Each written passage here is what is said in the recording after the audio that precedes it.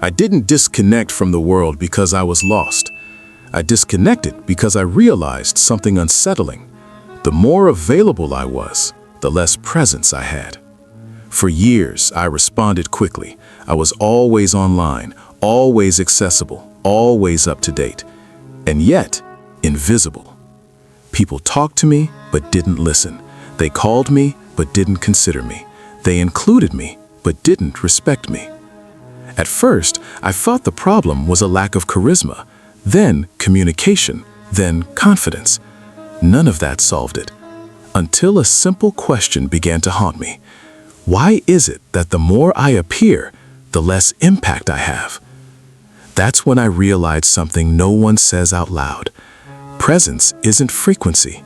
Presence is weight. And men without weight are ignored. I started observing the most respected men around me, not the loudest ones, not the friendliest ones, the most solid ones. They weren't in every group. They didn't answer everything. They didn't have opinions on everything. They were selective. While I was always available, they were rare. While I reacted, they waited. While I over-explained, they ended things with few words. This bothered me, because it meant the problem wasn't a lack of effort. It was excess. Excessive exposure, excessive explanation, excessive empty presence. That's when I did something that at the time seemed almost irresponsible. I started to disappear. Not dramatically, not announcing it, just ceasing to be there. Fewer immediate responses, fewer stories, fewer unnecessary messages, less gratuitous opinions. At first, I felt anxious, that feeling that if I wasn't there, I would be forgotten.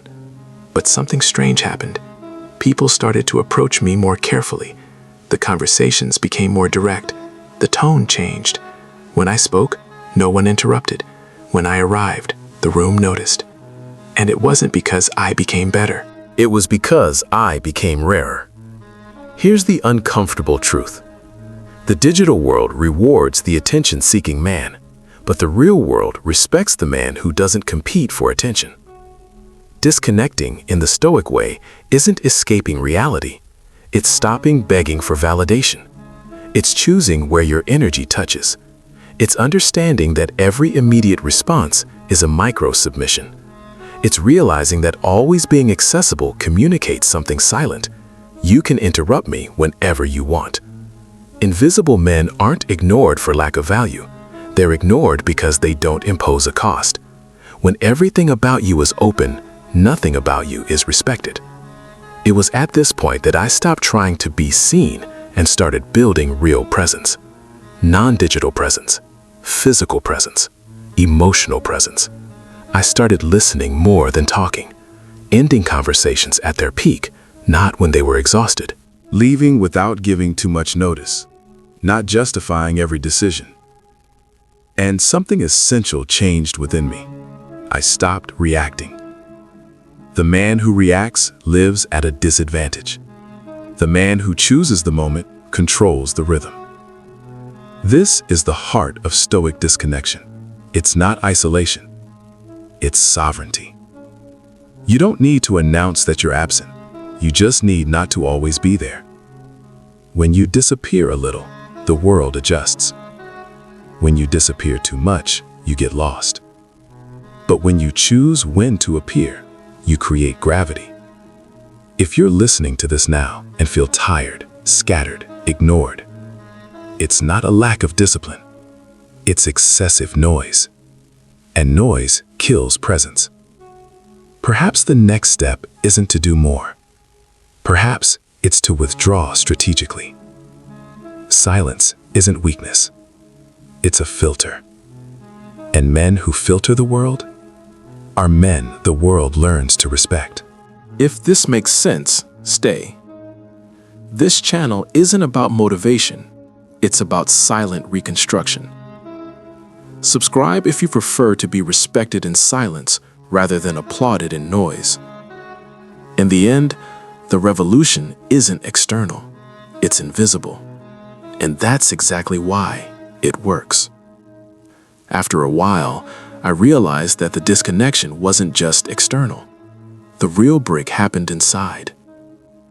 When I stopped reacting to the world, I began to realize how much my identity was built in response to others.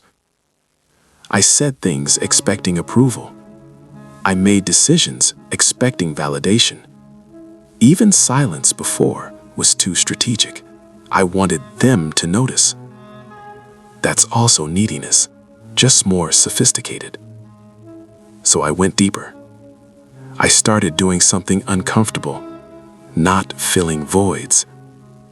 If someone took a long time to respond, I didn't compensate. If a conversation cooled down, I didn't rekindle it. If an environment didn't include me, I didn't force my way in. At first, it felt like a loss. Then it became a filter. People who only valued me when I was available disappeared. And that didn't hurt as much as I expected. In fact, it brought relief. That's when I understood. It wasn't me who was becoming alone. I was becoming less surrounded by human noise. With fewer voices around, I began to hear something I had avoided for years, my own judgment. Before, I lived reacting. Now, I evaluated. I started saying no without explanation. Not out of arrogance, but out of clarity. Each no preserved energy. Each preserved energy became presence. The curious thing is that the less I tried to control how I was seen, the more solid I seemed. Not because I became mysterious on purpose, but because I stopped explaining myself. Men who over-explain are asking for judgment. Men who act in silence impose reality. At some point, I realized that people started adjusting their behavior around me. Fewer forced jokes, fewer interruptions, fewer attempts to test me. Not because I intimidated them, but because I didn't offer emotional openings. Stoic detachment teaches this. Those who don't expose themselves all the time can't be easily manipulated. I stopped arguing. I stopped trying to convince. I stopped disputing narratives. And something strange happened. People started agreeing without debate. Not because I was right, but because I didn't need to prove anything. That was a turning point. I realized that authority doesn't come from assertion. It comes from silent consistency over time. While others talked about plans, I executed them silently. While others announced changes, I simply changed. No posts, no speeches, no witnesses. This absence of announcement was confusing. Confusion breeds respect. The predictable man is easy to ignore. The stable and unpredictable man in his behavior is observed. Over time, I began to realize something even deeper. My relationship with time changed. Before, everything was urgent. Messages, demands, invitations. Now, almost nothing was. When you stop reacting, the world slows down around you. Not because it changes, but because you no longer chase after it. This generates a kind of calm that isn't relaxation. It's mastery. Mastery over impulses.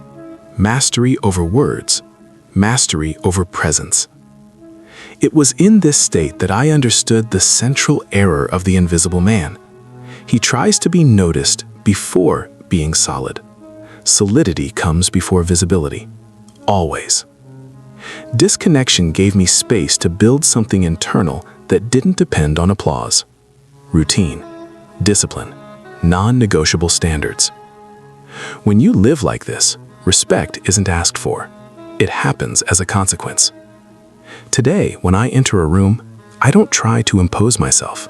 I am simply present. And that changes everything. Because real presence doesn't come from the volume of your voice. It comes from the fact that you don't need to use it all the time. In the end, I realized that this so-called silent revolution was never about technology. It was about taking the ego out of the shop window. And men who take their ego out of the shop window put character at the center. That's why fewer people know everything about me, but those who do, listen to me.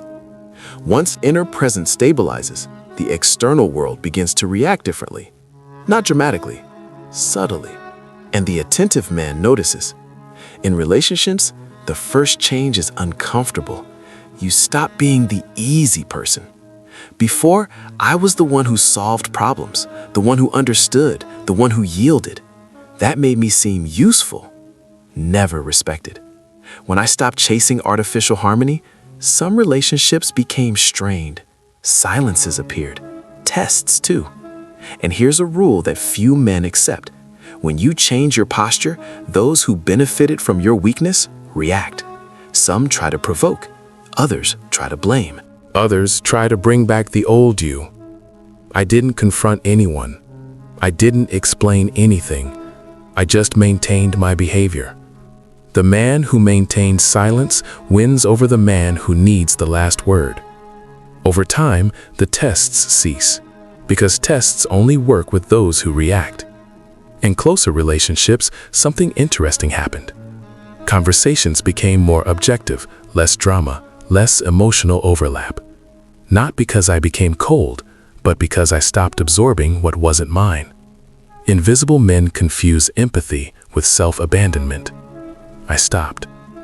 At work, the effect was even clearer. Before, I talked too much. I explained processes, I justified decisions, I tried to align expectations. This doesn't generate respect. It generates dependence and then contempt. When I started talking less and delivering more, the game changed. Not because I worked more, but because I stopped narrating my value. Narrated value sounds like advertising. Demonstrated value imposes silence.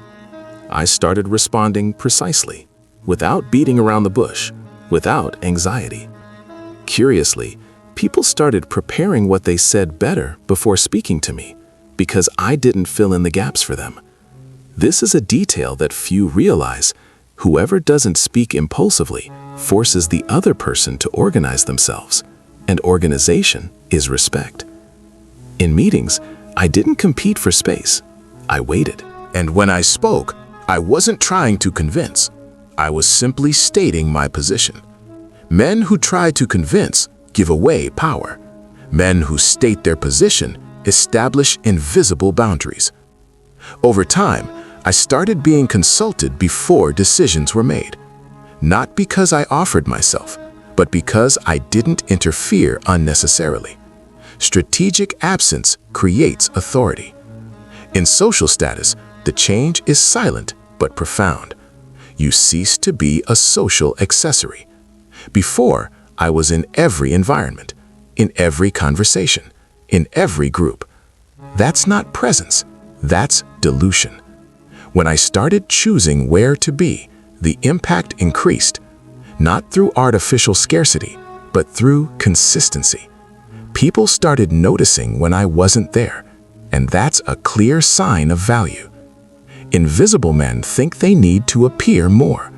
Most of the time, they need to appear better, without competing, without self-promotion, without explaining myself. Another critical point. I stopped sharing plans. Shared plans become external expectations. External expectations drain focus. I started showing results, late, without fanfare. This creates a kind of respect that doesn't ask permission to exist. Over time, I realized that some people distanced themselves permanently, and I didn't try to stop it. Every man who evolves loses an audience, but gains consistency. And consistency is what sustains respect in the long term. Today, I understand something that would have saved me years. It's not the world that ignores the invisible man. It's the invisible man who offers himself too much to the wrong world.